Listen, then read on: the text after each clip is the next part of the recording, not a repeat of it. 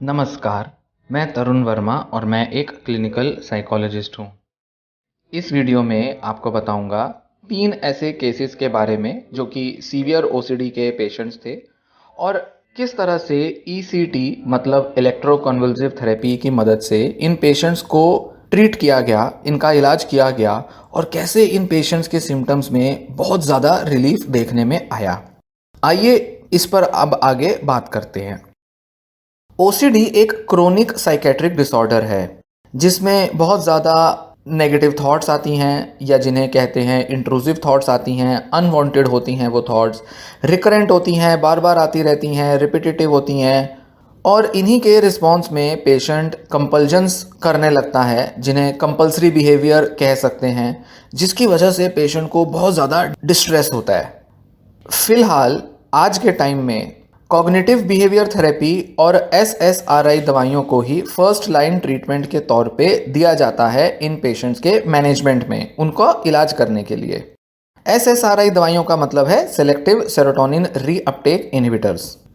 काफ़ी सारी रिसर्चेज में ऐसा देखने में आया है कि करीब 25 से 40% पेशेंट्स जिनको कि लंबे समय तक ओसीडी के सिम्टम्स बने रहते हैं और उनकी लाइफ काफ़ी डिसफंक्शनल हो जाती है, उनको ट्रीटमेंट के बाद भी बहुत ज़्यादा रिलीफ नहीं मिल पाता। मतलब करीब 50, 60 या 70% पेशेंट्स में ही अच्छा खासा रिस्पॉन्स दवाओं से और सीबीटी से देखने में आता है। कुछ ऐसी केस स्टडीज़ पब्लिश हुई हैं, केस रिपोर्ट्स हैं जो कि दुनिया के अलग अलग हिस्सों से डॉक्टरों ने पब्लिश की हैं। उनमें ऐसा देखा गया है कि इलेक्ट्रोकन्वल्सिव थेरेपी या जिसे कहें ईसीटी, उसके काफ़ी पॉजिटिव रिजल्ट्स आते हैं ओसीडी के सीवियर केसेस में। पर फिर भी अभी तक जो रिलेशनशिप है ओसीडी और ईसीटी की, उसको रैंडमाइज्ड क्लिनिकल ट्रायल्स मतलब आरसीटी की मदद से नहीं देखा गया है, उस पर बहुत ज़्यादा शोध नहीं हुए हैं। इस वीडियो में 3 केसेस बताए जाएंगे सीवियर ओसीडी के जिनको ईसीटी की मदद से ट्रीट किया गया। हिंदुस्तान के एक हॉस्पिटल के 3 डॉक्टरों ने इन 3 पेशेंट्स का इलाज किया और इनके सिम्टम्स में आने वाली इम्प्रूवमेंट के बारे में इन्होंने एक जर्नल में अपनी केस रिपोर्ट पब्लिश करवाई। इन सभी पेशेंट्स को हॉस्पिटल में एडमिट किया गया था और इनको ICD-10 के क्राइटेरिया के अकॉर्डिंग डायग्नोस किया गया था। सारी रूटीन इन्वेस्टिगेशंस कर ली, न्यूरो इमेजिंग करी और बिल्कुल नॉर्मल रेंज में इनके बॉडी के पैरामीटर्स देखने में आए। इन्फॉर्म्ड कंसेंट लिया गया, मतलब इनकी इजाज़त ली गई इलाज कराने के लिए। इनको मॉडिफाइड बायफ्रंटल ईसीटी दिया गया और किस तरह से ये पेशेंट्स इम्प्रूव किए इसके बारे में अब मैं आपको बताता हूँ। पहला केस, ये पेशेंट थी 24 साल की एक महिला जिसमें ओसीडी के सिम्टम्स पिछले करीब 3 महीने से देखने में आ रहे थे और इसका जो ऑनसेट था ओसीडी के सिम्टम्स का वो एब्रप्ट था, अचानक से सिम्टम्स देखने में आए और धीरे धीरे 3 महीने के अंदर ये सिम्टम्स काफ़ी बढ़ गए। पेशेंट को ऑब्सेसिव डाउट्स होते थे कॉन्टैमिनेशन के, उसमें रिलीजियस ऑब्सेशंस भी थे, ब्लास्फेमस थॉट्स आती थी, कंपल्सिवली वो चेकिंग करती थी, वॉशिंग करती थी, प्रे भी करती थी और साथ ही कुछ ऑडिटरी हेलुसिनेशंस भी वो रिपोर्ट करती थी। उसको फ्लोक्सेटिन और ओलेंजापिन से इलाज दिया गया और जब तक वो हॉस्पिटल में रही तब तक उसको एक स्टेबल डोजेज पर ट्रीट किया गया। पर हॉस्पिटल में एडमिट होने के दूसरे हफ्ते के बाद उसने ज़िद की और ज़बरदस्ती अपना डिस्चार्ज करवा लिया। हालांकि डॉक्टर्स अभी कन्विंस्ड नहीं थे कि उसका डिस्चार्ज किया जाना चाहिए, पर फिर भी उसने ज़िद करके डॉक्टरों से और ज़्यादा रहने के लिए मना कर दिया। डिस्चार्ज होने के 3 दिन बाद पेशेंट को दोबारा से हॉस्पिटल लाया गया क्योंकि उसने घर में सुसाइड अटेम्प्ट किया था। पेशेंट का जो वाइबॉक्स का स्कोर था, वाइबॉक्स मतलब Yale Brown obsessive compulsive scale, जो कि ओसीडी के पेशेंट्स के सिम्टम्स को मेजर करने के लिए एक साइकोलॉजिकल टेस्ट होता है, उसमें पेशेंट का स्कोर 24 पाया गया। क्योंकि पेशेंट की कंडीशन काफ़ी ख़राब थी और सेल्फ हार्म का काफ़ी रिस्क था, इसलिए ईसीटी को प्लान किया गया। कुल मिला के 12 सेशंस दिए गए ईसीटी के, हर हफ्ते 3 सेशंस दिए गए, तो कुल मिला के 4 हफ्ते तक उसको ईसीटी के सेशंस दिए गए। ट्रीटमेंट के बाद उसका जो वाइबॉक्स स्कोर था वो 24 से 4 हो गया, बहुत ही कम उसका स्कोर देखा गया। उसको डिस्चार्ज कर दिया गया और उसको तब डिस्चार्ज करने के बाद कहा कि फ्लोक्सेटिन और ओलेंजापिन दवा रेगुलरली लेते रहना है। और डिस्चार्ज करने के 6 महीने बाद जब दोबारा से पेशेंट को एसेस किया गया तो देखा गया कि वो पूरी तरह से सिम्टम फ्री हो चुकी थी। पेशेंट मेडिसिन रेगुलरली लेती थी और वो काफ़ी खुश थी और अपनी लाइफ में रिकवर कर चुकी थी। दूसरा केस, ये पेशेंट एक 27 साल का युवक था जिसको 5 साल से ओसीडी के सिम्टम्स थे। उसका भी ऑनसेट बहुत एक्यूट था और धीरे धीरे उसके सिम्टम्स बढ़ते गए। उसको ऑब्सेसिव डाउट्स होते थे, उसको बहुत ऑब्सेसिव इम्पल्सिस भी आते थे, हार्म ओसीडी था उसको, और उसके मन में काफ़ी ऑब्सेसिव इमेजेस आती थी सेक्सुअल नेचर की। उसको ओसीडी से डायग्नोस किया गया और उसका जो ओसीडी का जो टाइप था वो था प्योर ओसीडी, मतलब प्रिडोमिनेंटली ऑब्सेसिव टाइप। इस पेशेंट का कई तरह से इलाज किया गया। फ्लोक्सिटिन दी गई, सर्ट्रेलिन, मिर्ताजपीन, वेनलाफेक्सिन, इन सभी दवाइयों का कोई असर नहीं आया उस पर। सीबीटी के लिए उसको कॉग्निटिव बिहेवियर थेरेपी दी गई, थॉट स्टॉपिंग टेक्निक भी सिखाई गई, किसी का भी कोई असर देखने में नहीं आया। इसके बाद डॉक्टर्स ने फ्लुओक्सामिन और क्लोमिप्रामीन को देना शुरू किया और अगले 4 हफ्तों तक उसको ये दोनों दवाइयाँ रेगुलरली दी गईं। पेशेंट का जो वाइबॉक्स का स्कोर था वो शुरुआत में 24 था और दवाइयों से उसका स्कोर 22 ही हुआ था। क्योंकि पेशेंट ठीक नहीं हो पा रहा था, ट्रीटमेंट रेजिस्टेंस थी, उसका ब्रेन ट्रीटमेंट को रेजिस्ट कर रहा था, इसलिए ईसीटी को प्लान किया गया। इस पेशेंट को भी 12 सेशन दिए गए ईसीटी के, जिसमें हर हफ्ते 3 सेशंस दिए गए, तो कुल मिला के 4 हफ्ते तक इसको ईसीटी दी गई। और इसका जो वाइबॉक्स का स्कोर था वो 4 हफ्ते के बाद 22 से 8 तक आ गया।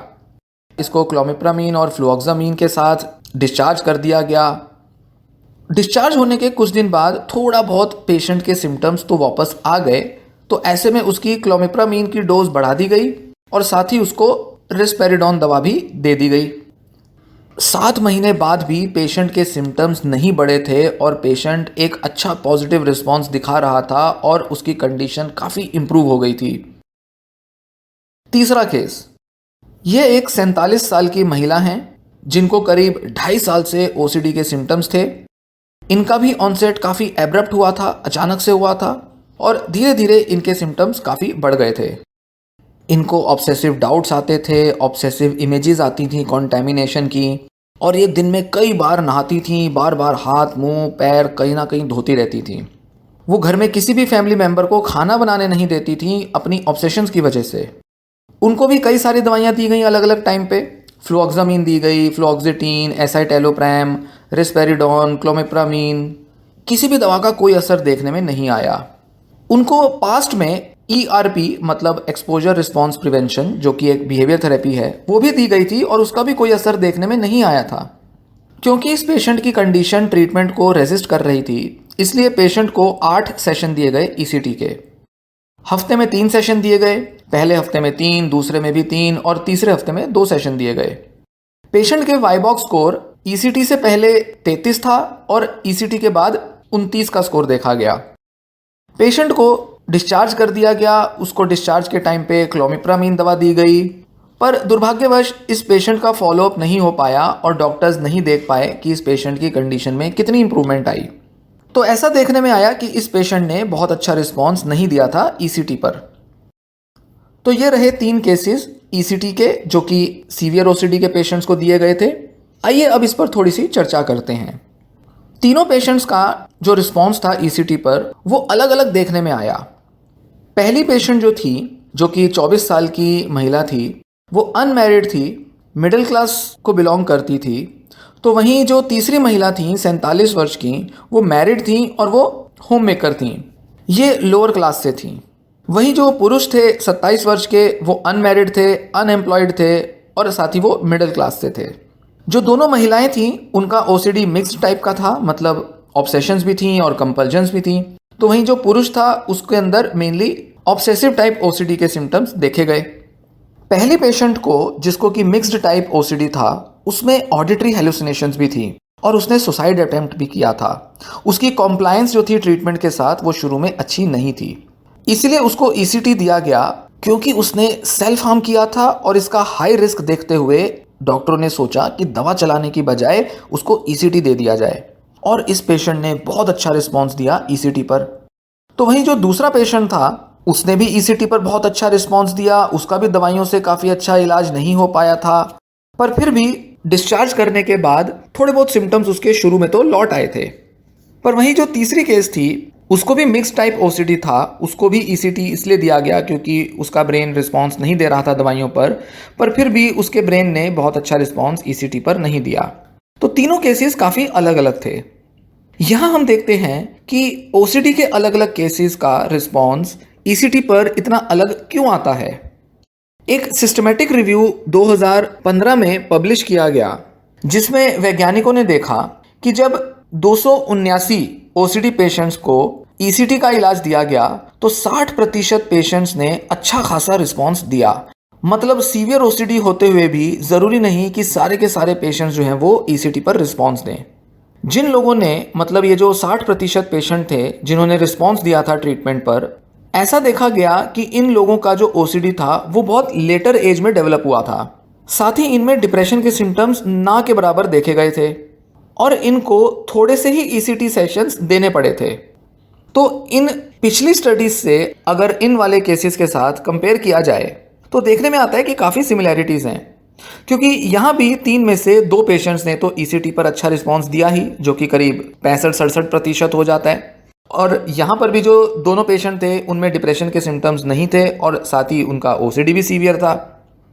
1988 में हिंदुस्तान में एक स्टडी पब्लिश हुई थी जिसमें ओसीडी के 9 पेशेंट्स को ईसीटी दिया गया और उसमें देखा गया कि ईसीटी का इलाज देने के बाद कुछ समय तक पेशेंट्स बहुत अच्छा रिस्पॉन्स दिखाते हैं। ज़्यादातर सिम्टम्स इन पेशेंट्स के कम हो गए थे।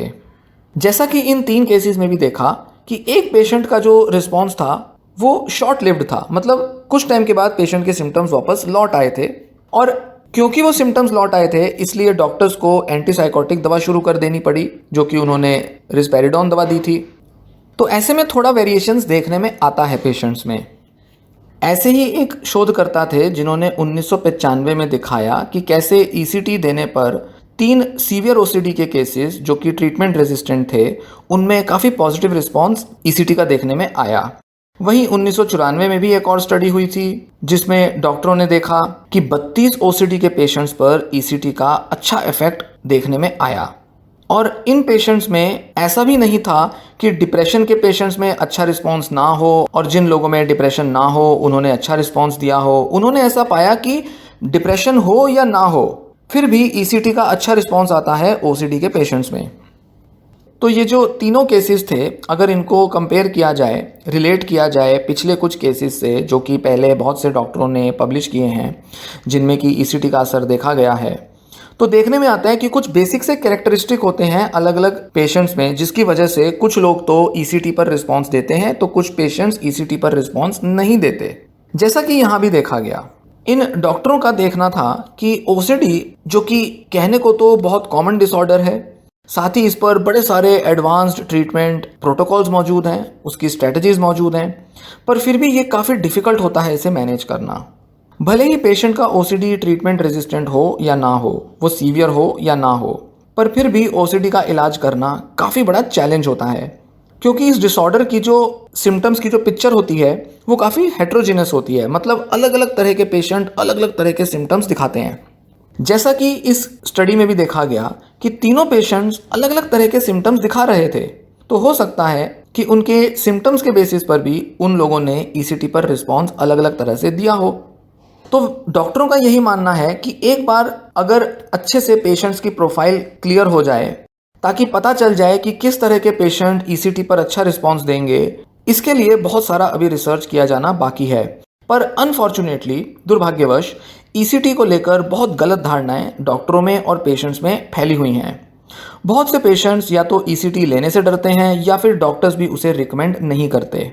साथ ही पेशेंट्स में ये भी देखा जाता है कि वो साइकेट्रिक दवाइयाँ लेने से भी बचते हैं। बहुत से पेशेंट्स सही से टाइमली इलाज अपना नहीं लेते, दवाइयाँ नहीं लेते, कई तरह की उनमें नेगेटिव सोच रहती है, कई तरह के उनमें नेगेटिव एटीट्यूड्स रहते हैं।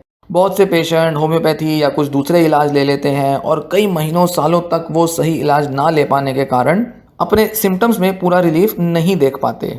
तो एक तरफ तो क्योंकि ईसीटी को लेकर बहुत डर है, तो वहीं पेशेंट्स में एलोपैथिक इलाज लेने को लेकर बहुत डर है, जिस वजह से पेशेंट्स या तो जल्दी अपना इलाज के लिए नहीं जाते या फिर वो अपना इलाज पूरी तरह से नहीं लेते। इस वजह से भी ओसीडी का जो इलाज है वो बड़ा मुश्किल हो जाता है।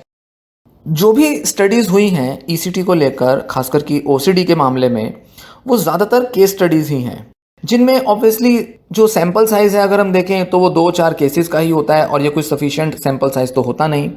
इसलिए ज़रूरी है कि बड़े बड़े सैंपल साइज़ लेकर लार्ज स्केल स्टडीज़ की जाएं और ऑब्जेक्टिव एविडेंस, सबूत इकट्ठा किया जाए कि कैसे ईसीटी ओसीडी के पेशेंट्स को हेल्प कर सकता है। खासकर कि सीवियर ओसीडी के पेशेंट्स पर यह रिसर्च किया जाना बेहद ज़रूरी है और दुनिया भर के कुछ कुछ हिस्सों में कुछ डॉक्टर्स ईसीटी को दोबारा से यूज़ करने लगे हैं। दोबारा से इस पर डॉक्टरों का भरोसा आने लगा है, क्योंकि एक ज़माने में जब ईसीटी बहुत ज़्यादा दिया जाता था, करीब करीब सभी पेशेंट्स को एक टाइम पर ईसीटी दे दिया जाता था। जब बहुत अच्छी दवाइयाँ नहीं थीं, जब दवाइयों पर बहुत अच्छा रिसर्च नहीं हुआ था, तब ईसीटी ही ज़्यादा दिया जाता था। पर जैसे जैसे दवाइयों का इस्तेमाल बढ़ता गया, दवाइयों पर डॉक्टरों का भरोसा बढ़ता गया और वहीं दवाइयों पर रिसर्च भी बहुत ज़्यादा होती रही, तो ऐसे में करीब 30-40 साल के अंदर ऐसा देखा गया कि ईसीटी का यूज़ कम होने लगा। और क्योंकि दवाइयों पर डॉक्टरों का भरोसा भी बहुत था, रिसर्चर्स का भरोसा भी बहुत था, इसलिए काफ़ी सारा रिसर्च एविडेंस इकट्ठा किया गया यह देखने के लिए कि दवाइयाँ किस तरह से ओसीडी के पेशेंट्स में यूज़फुल होती हैं। पर दुर्भाग्यवश जैसा कि बताया कि करीब 30-40% पेशेंट्स में ये दवाइयाँ बहुत अच्छा असर नहीं ला पाती और ये बहुत बड़ा नंबर है। हिंदुस्तान के हिसाब से देखें तो 30-40% पेशेंट्स बहुत सारे हो सकते हैं। तो ऐसे में ज़रूरी है कि ईसीटी जैसा इलाज पेशेंट्स को दिया जाए और कुछ डॉक्टर्स आज के टाइम में इस तथ्य को लेकर जागरूक भी हैं। पर हिंदुस्तान में और बाकी देशों में भी ईसीटी बहुत कम यूज़ किया जाता है। उसके बड़े सारे कारण हैं, कुछ उसको लेकर मिथ हैं, मिथ्या हैं, तो वहीं कुछ दूसरे अन्य रीजंस की वजह से ईसीटी को प्रयोग में नहीं लाया जाता। पर कुछ शोधकर्ताओं और डॉक्टरों का मानना है कि अगर ईसीटी को अच्छे से यूज़ किया जाए, सही तरह से पेशेंट्स को आइडेंटिफाई करके अगर उन्हें ईसीटी दिया जाए, तो बहुत सारे पेशेंट्स की लाइफ को बेटर किया जा सकता है, ताकि इस बेहतरीन ट्रीटमेंट के फ़ायदे से लोग वंचित ना रह पाएँ। इसलिए ज़रूरी है कि डॉक्टर्स और पेशेंट्स और उनके फैमिली मेम्बर्स ईसीटी के बारे में ज़्यादा से ज़्यादा फिर से जागरूक हों। इस वीडियो में दी गई जानकारी आपको यूज़फुल लगी हो तो वीडियो को लाइक करें और कुछ दूसरे लोगों से इसको शेयर भी कर दें जिनके लिए ये जानकारी यूज़फुल हो सकती है। इस जानकारी की मदद से आपको सही दिशा मिले ऐसी उम्मीद की जाती है। साथ ही जब आपको ट्रीटमेंट पर कोई भी डिसीज़न लेना हो तो डॉक्टरों की अच्छे से सलाह लें, डॉक्टरों से खुल के बात करें और सही ट्रीटमेंट ऑप्शन चुनने के लिए सही कदम लें। यह वीडियो यहीं समाप्त होता है। धन्यवाद।